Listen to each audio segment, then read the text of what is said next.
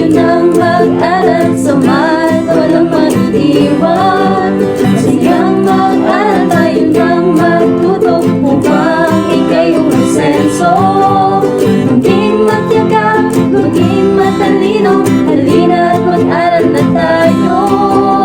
Maging matyaga, maging matalino, halina't mag-aral na tayo.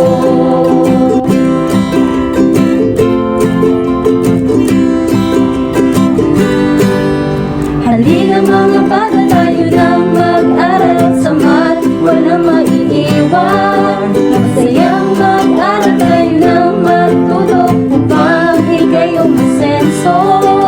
Maging matyaga, maging matalino, halina't mag-aral na tayo. Maging matyaga, maging matalino, halina't mag-aral na tayo. Halina, halina, halina't mag-aral na tayo. Halina, halina, halina, mag-aral na tayo.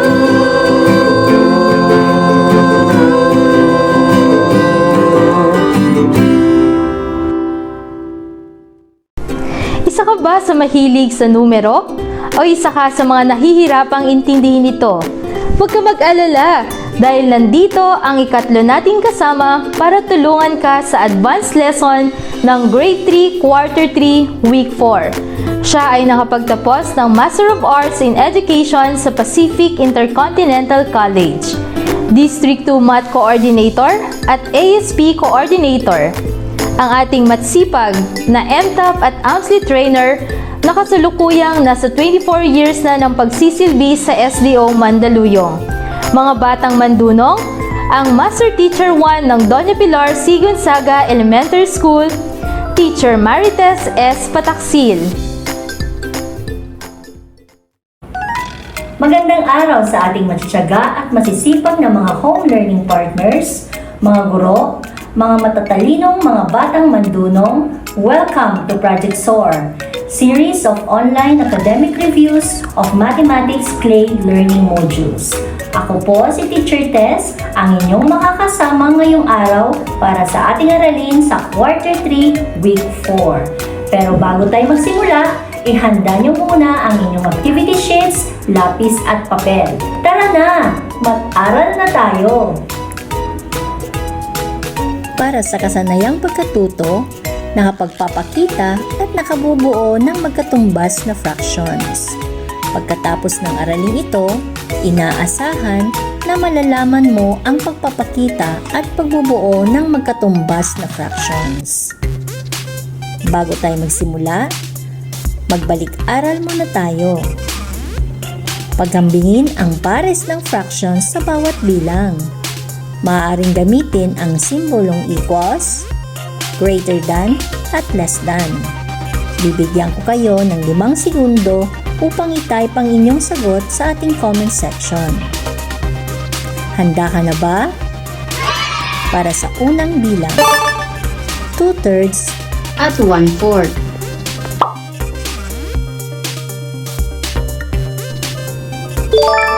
Magaling! Ang 2/3 ay mas malaki kaysa sa 1/4.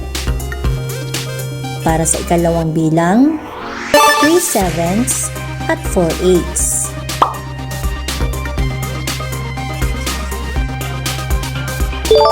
Tama! Ang 4/8 ay mas malaki kaysa 3/7. Para sa ikatlong bilang, 3/4 at 2/6. Matgaling! Ang 3/4 ay mas malaki kaysa 2/6. Para sa panghuling bilang, 3/8 at 1/7.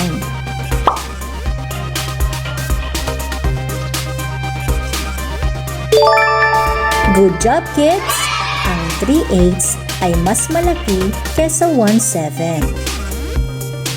Handang-handa na nga kayo para sa ating aralin. Halina, magsimula na tayo. Sabayan ninyo ako sa aking pagbabasa. Gumuhit si Yishin at Jamie ng parehaba na magkapareho ang sukat at laki. Hinati ni Yishin ang kanyang ikinuhit sa 6 na magkakaparehong laki at kinulayan niya ang 3/6 na bahagi ng kanyang ikinuhit. Hinati naman ni Jamie ang kanyang ikinuhit sa 2 na magkakaparehong laki at kinulayan ang 1/2 na bahagi ng kanyang ikinuhit. Sinabi ni Yishin na mas malaki ang bahagi ng kanyang kinulayan kaysa sa kinulayan ni Jamie. Ipinaliwanag naman ni Jamie na parehas lamang ang laki ng kanilang kinulayan. Tama ba ang sinabi ni Yishin? Bakit? Halina mga bata, alamin natin. Ang fractional name na katumbas ng larawan na iginuhit ni Yishin ay 3/6. Ang fractional name naman na katumbas ng larawan na iginuhit ni Jamie ay 1/2.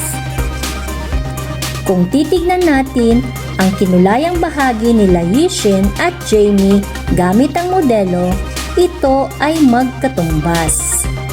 Kaya ang 3/6 at 1/2 ay magkatumbas na fraction or equivalent fractions. Kaya naman, tama ang sinabi ni Jamie na parehas lamang sila ng laki ng kinulayan ni Yishin. Ang magkatumbas o equivalent fractions ay tumutukoy sa fractions na may ibang numerator or denominator na kumakatawan sa parehong value o proportion of the whole. Halika, magsanay pa tayo. Maaari niyong i-type ang inyong sagot sa ating comment section o maaari niyong isulat sa inyong papel. Gamit ang mga modelo ng fractions, ibigay ang katumbas na fraction. 2/3 equals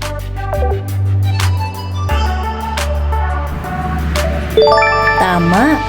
Ang katumbas na fraction ng 2/3 ay 4/6. 4/5 equals Matgaling! Ang katumbas na fraction ng 4/5 ay 8/10. 1/3 equals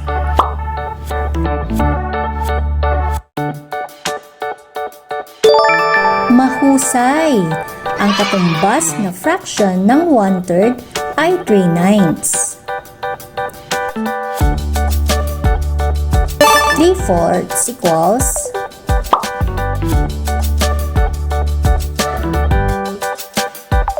Magaling! Ang katumbas na fraction ng 3/4 ay 6/8. 2/5 equals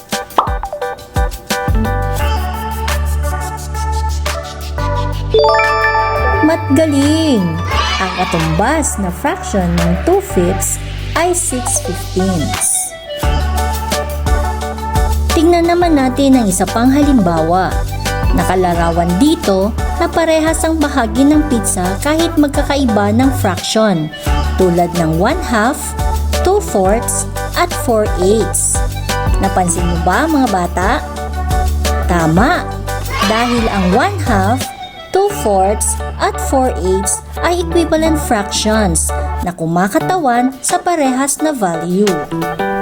Paano nga ba ang pagbuo ng magkatumbas na fractions? Makabubuo ng magkatumbas na fractions sa pamamagitan ng pagmultiply o pagdivide sa numerator at denominator sa magkatulad na bilang mula 2 pataas o pababa hanggang 2. Halimbawa, upang makabuo ng equivalent fraction ang 1/3, i-multiply ang numerator at denominator nito sa 2. 1 times 2 equals 2. 3 times 2 equals 6. Mayroon tayong fraction na 2/6. Ang 1/3 at 2/6 ay equivalent fractions. Isa pang halimbawa, tignang mabuti, 3/4. Upang makuha ang katumbas na fraction, i-multiply natin ang numerator at denominator sa 3. 3 times 3 equals 9. 4 times 3 equals 12. Meron tayong fraction na 9/12. Ang 3/4 at 9/12 ay equivalent fractions. Nakuha nyo ba mga bata? Madali lang, di ba? Ngayon naman ay ipapakita natin ang pag-divide sa numerator at denominator upang makabuo ng magkatumbas na fraction. Tingnan mabuti ang ating halimbawa. Sa fraction na 5/15, i-divide natin ang numerator at denominator sa 5. 5 divided by 5 equals 1. 15 divided by 5 equals 3. Meron tayong fraction na 1/3. Ang 5/15 at 1/3 ay equivalent fractions. Halika, magsanay pa tayo. Maaari niyong i-type ang inyong sagot sa ating comment section o isulat sa inyong papel. I-multiply o i-divide ang numerator at denominator sa parehong bilang na given fraction upang makuha ang katumbas na fraction. Bibigyan ko kayo ng 10 segundo upang gawin ito. 2/5.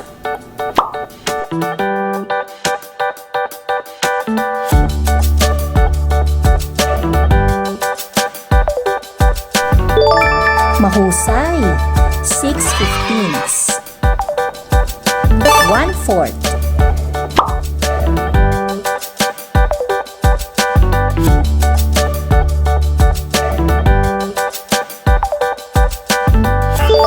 Tama. 4/16. 4/7.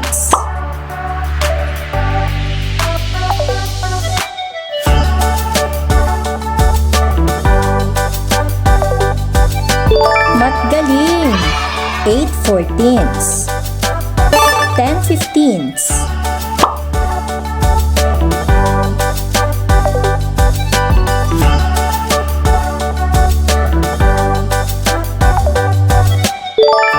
Matgaling!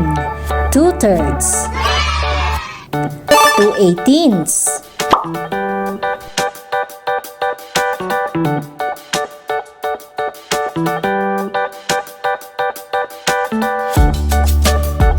Mahusay! 1/9. Good job, kids! Maaari din nating malaman ang equivalent fraction sa pamamagitan ng pagkuha ng cross product.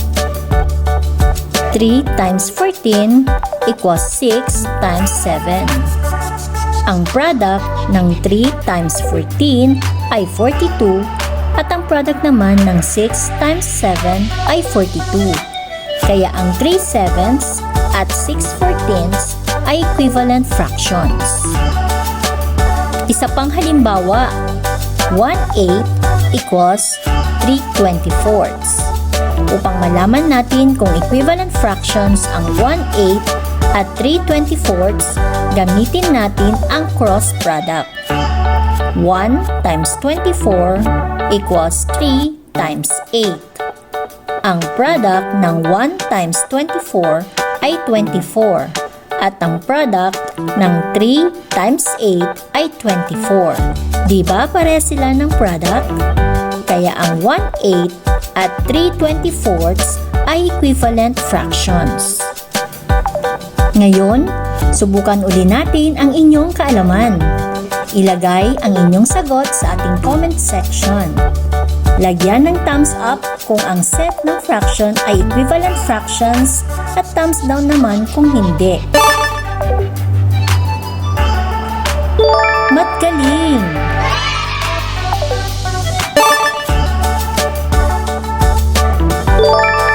Mathusay!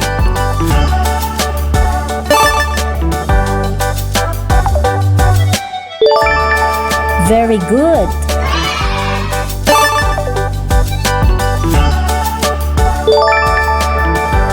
Good job! Magaling mga bata! Sadyang naunawaan nyo na ang ating aralin. Pero paano naman ang gagawin natin kapag nawawala ang numerator o denominator ng equivalent fractions. Sa pagkuha ng nawawalang numerator and denominator, gagamit pa din tayo ng cross product at division. Tignan ang ating halimbawa. 6n equals 30/25. I-cross multiply ang 30 at n.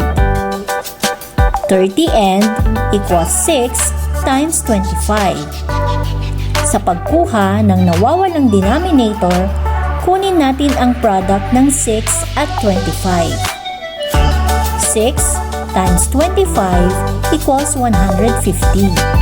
Upang makuha ang nawawalang denominator, i-divide natin ito sa numerator. Kaya 150 divided by 30 equals 5. Kaya ang nawawalang denominator ay 5. Kaya ang 6/5 at 30/25 ay equivalent fractions. Isa pang halimbawa, 2/3 equals n over 6. I-cross multiply natin ang 3n equals 2 times 6. Sa pagkuha ng nawawalang numerator, kunin natin ang product ng 2 at 6. 2 times 6 equals 12. Upang makuha ang nawawalang numerator, i-divide natin ito sa denominator. 12 divided by 3 equals 4. Ang nawawalang numerator ay 4. Ang 2/3 at 4/6 ay equivalent fractions. Subukin natin ang inyong kalaman. Palitan ang n ng pamilang para maging equivalent fractions. Handa ka na ba? 4/5 equals n over 15. Mahusay! Ang tamang sagot ay 12. 6/7 equals 30 over n. Matgaling! Ang tamang sagot ay 30/5. N over 4 equals 4/16. Mahusay! Ang tamang sagot ay 1. 5/6 equals 15 over n. Matgaling! Ang tamang sagot ay 18ths. 4/3 equals 24 over n. Mahusay! Ang tamang sagot ay 18ths.